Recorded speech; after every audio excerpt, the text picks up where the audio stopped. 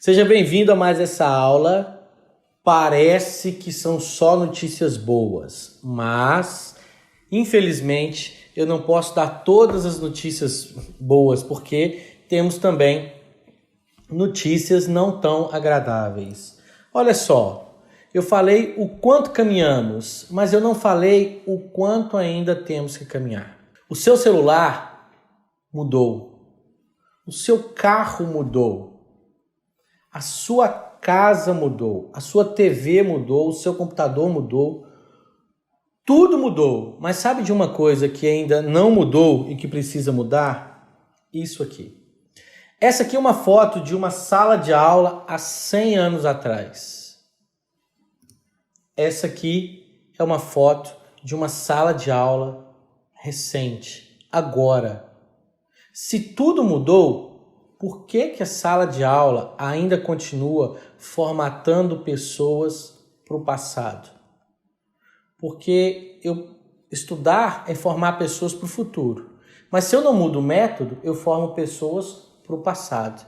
E é aqui que entra o nosso legado, o que a gente precisa fazer para que nossos filhos desenvolvam. E aqui eu vou parar e vou fazer um alerta de generalização. Por quê? Nem todas as escolas continuam fazendo isso ou medindo assim as crianças. Esse boletim não é o meu boletim, mesmo porque tem muito vermelho. O meu só tinha metade. Não é o meu boletim, mas é um boletim da época que eu estudava, 1986. Esse aqui é um boletim atual, da época dos meus filhos. Como medir o aprendizado das crianças, já que tudo mudou?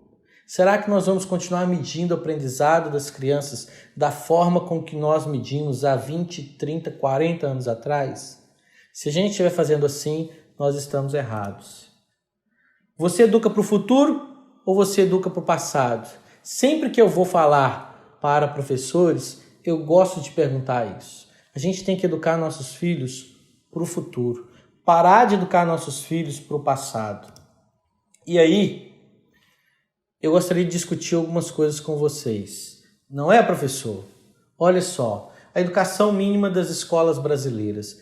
Infelizmente, a grande maioria das escolas brasileiras que os nossos filhos estão estudando, estão aprendendo isso aqui, ó, línguas, português e inglês, números, matemática, física, estudos sociais, ciências, artes, educação física e religião. 2, 4, 6, 7. As 7 cadeiras básicas.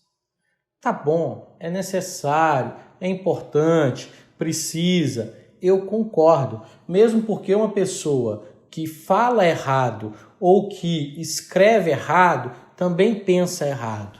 Uma pessoa que conta errado também raciocina de forma errada. Então é necessário sim. Porém, a gente tem que entender que essas cadeiras básicas hoje não são mais suficientes para preparar crianças para o futuro. Eu queria citar Rubem, doido, maluco, fantástico, Alves. Criança não é meio para chegar ao adulto. Criança é um fim. O lugar onde todo adulto deve chegar. Vou ler de novo. Criança não é o meio para chegar ao adulto. Criança é o fim, o lugar onde todo adulto deve chegar. Entendeu? É o contrário. Nós que devemos chegar até eles. Nós que racionalizamos, já temos toda a mente formada, é que devemos nos adequar a eles. E eu não sou muito adepto de construtivismo, não sou muito adepto de Paulo Freire.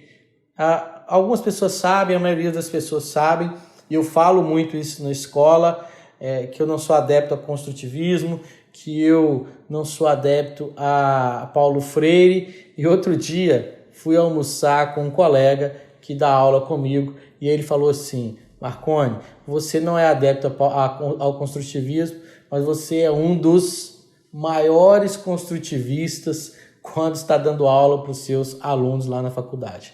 Beleza, mas eu estou dando aula para os alunos na faculdade de medicina no 4º ano de medicina. Espera aí, eu não estou falando da orientação da educação infantil, beleza?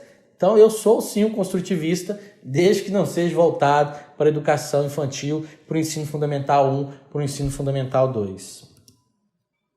Sabe por quê? Porque existe uma coisa chamada a média. Os professores querem que a gente tire média e nós preparamos os nossos filhos para tirar mais que a média.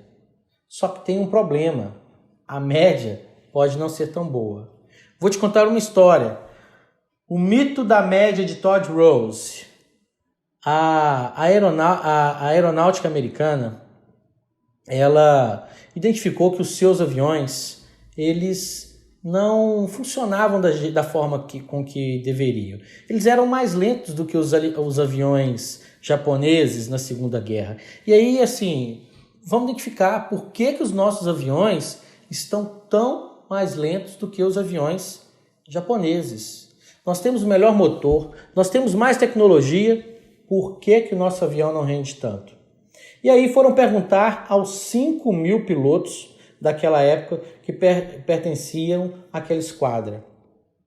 E eles identificaram que alguns pilotos reclamavam que o cockpit, o local que a pessoa fica, era muito pequeno, porque o piloto era grande e ele não conseguia fazer o melhor desenvolvimento. Outros falaram que o cockpit era largo e eles se sentiam desconfortáveis.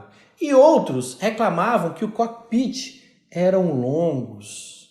Sabe o que a aeronáutica americana fez? Ela mediu os 5.000 pilotos e fez a média e construiu um cockpit na média para todos eles. Diferente do que você ou que os engenheiros americanos pensavam, essas aeronaves passaram a produzir menos, passaram a andar menos.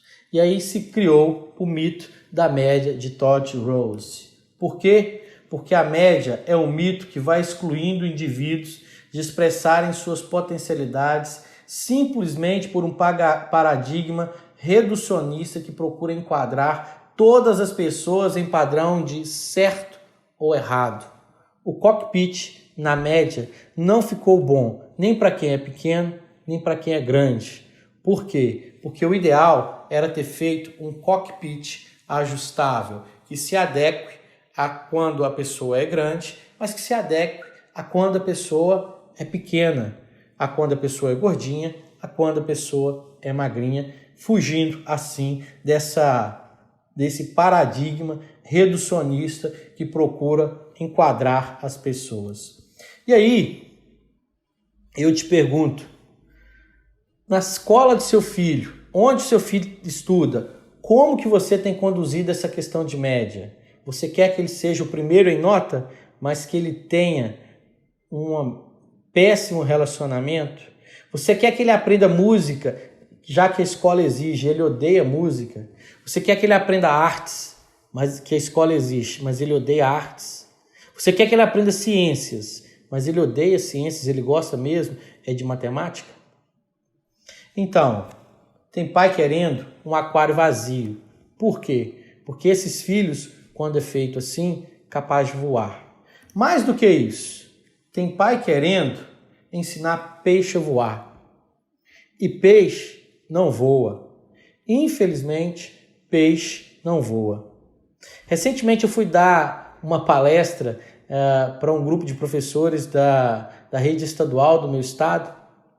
E aí eu levei um peixe no aquário. Cheguei lá para dar palestra com o peixe na mão, no aquário, um beta, e falei, olha, tá aqui um cheque de 50 mil reais e eu vou chamar aqui um por um e vou fazer um propósito com ele. Vocês vão levar esse peixe para casa e aquele que ensinar esse peixe a subir em árvore vai ganhar os 50 mil reais.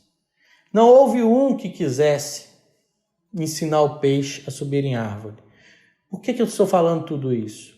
Porque tem criança que não nasceu para ser médico. Tem criança que não nasceu para ser físico. Tem criança que não nasceu para ser matemático. E muitas vezes nós estamos lá assim, ó, você tem que ser porque o seu bisavô foi, o seu avô foi, o seu pai é e você é obrigado a ser. Não, ninguém é obrigado a ser nada. Nós temos que atuar nas habilidades dos nossos filhos. Descubra qual a habilidade do seu filho. Se ele é um peixe e tem capacidade de voar, aposte nisso. Agora, se ele é um peixe, a tendência é que ele consiga nadar bem. Não adianta querer ensinar ele a tentar voar, porque ele vai cair do aquário, ele vai sair e vai morrer estando fora da água. Beleza? Valorize o que seu filho tem de bom. Diferente do que os professores falam, que estude mais o que você não sabe, estude menos o que você sabe, ou estude mais o que você não gosta, estude menos o que você gosta, aqui você vai aprender diferente. Estude muito, muito, muito o que você gosta. E estude mais ou menos o que você não gosta. Seja bom naquilo que você é bom. Seja muito, muito, muito bom naquilo que você é bom. É esse o recado que nós temos que dar para os nossos filhos. Vem comigo para a nossa aula, que hoje você aprendeu o quanto ainda nós temos que caminhar.